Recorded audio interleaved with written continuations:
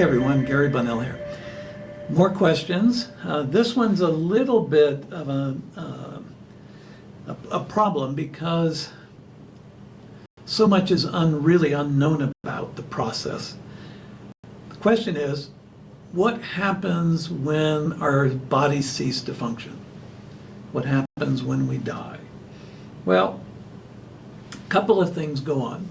Your body ceases to function, but like at your birth, your body releases an enormous amount of dimethyltryptophan, DMT, and you're in this truly ecstatic state as you're born into this dimension.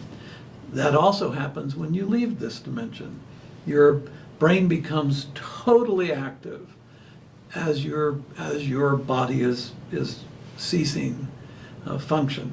So that's what happens in the body.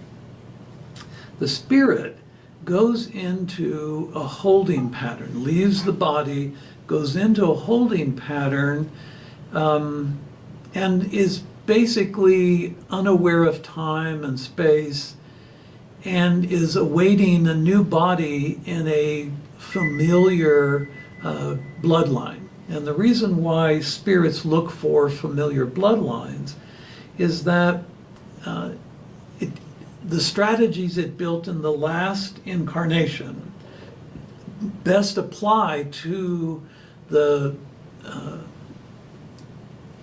functions of that bloodline, the epigenetics, all of the ancestral memory out of that bloodline, then is a part of that spirit's ongoingness. And so the spirit functions better if it stays within certain bloodlines. Now, bloodlines do get diluted by, chromosomes coming from mom and dad, and so which bloodline are we talking about? Well, it all kind of meshes together, and the energy, the base energy, the DNA is what that spirit's looking for, because then it knows how to manipulate it. It feels safer in that ancestral pool. The soul, which carries your consciousness, moves out of this dimension into the very next timeline. It does not wait. It's not linear based. It goes right into the next timeline it already had created. And it already has a spirit waiting for it. So in that next timeline, when conception happens, and that spirit then enjoins that body, and then the soul in the last trimester enters that body. So the timelines are also, when I say simultaneous, the soul is not linear, and its previous most recent incarnation could be what we think of as a spirit is out of sync. So your last incarnation might be in the future, or your next incarnation might be in what we think of as the past. So the soul and the spirit continue on. You don't die. Your body platform ceases, but you do not perish. You continue on in two different categories, the spirit and the soul.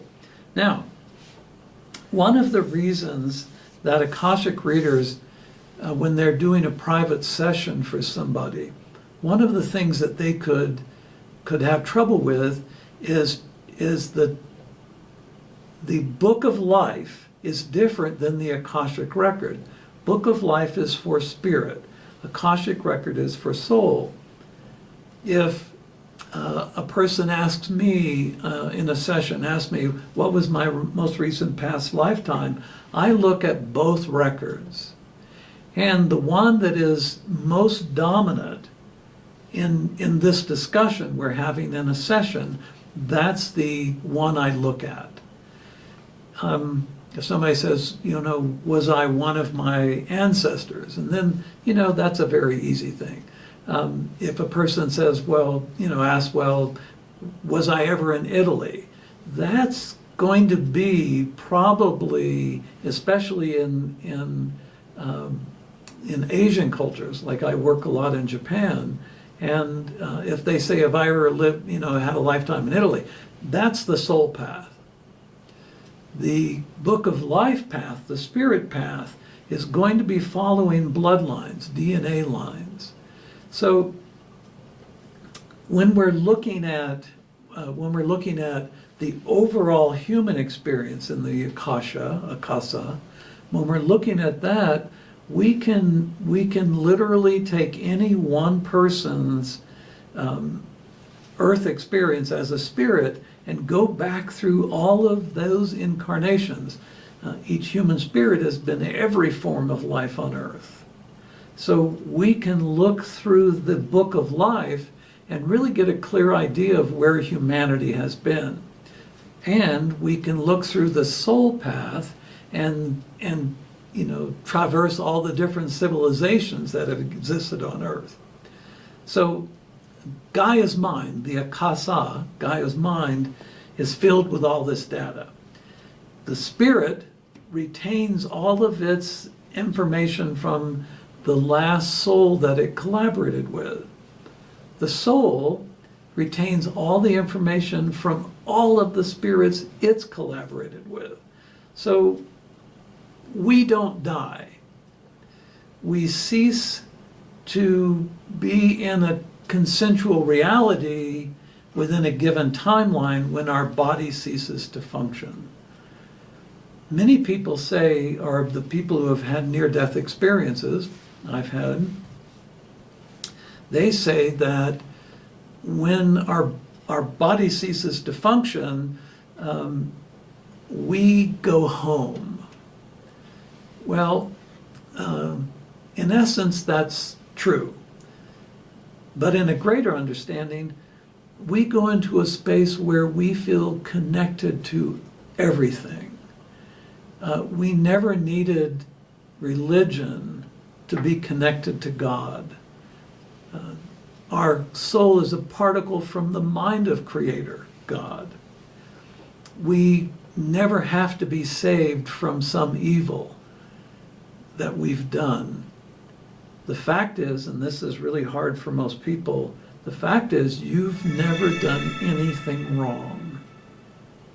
You have been living out the biases and the prejudices of a timeline that you grew into, your cultural orientation, etc. You've not done anything wrong. Yeah, you could be an ass from time to time. You could even harm others from time to time. And we could say that sets you up then to experience what you've helped them experience. So in your next incarnation, you might get to experience somebody being a true ass to you, kind of thing, or even, having a death struggle with someone. So anyway, we don't cease to exist. We change timelines. So I know this is a big conversation. So yes, we can look along timelines. When we become enlightened, we can actually see future events and outcomes based upon who we are, our spirit is in that moment, or culturally, what's going to outcome. Because immutable events are set up also for groups, cultures.